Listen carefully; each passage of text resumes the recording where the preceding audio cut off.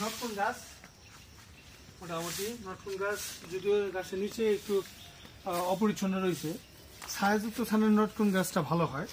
আর যত কৃষিবিদ আছে বা যারা গাছ রোপণ করে তারা সবাই এই পরামর্শই দেয় যে নটকুন গাছ ছায়াযুক্ত স্থানে সবচেয়ে ভালো মানের হয়।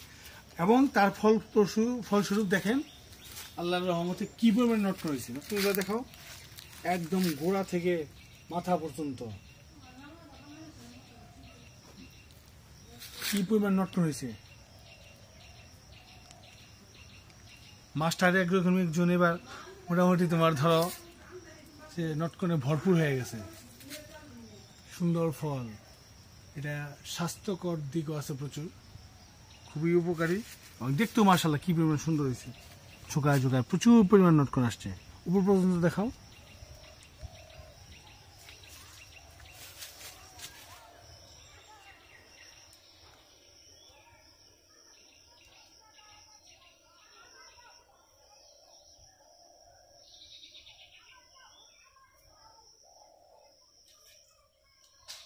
ব্যাস।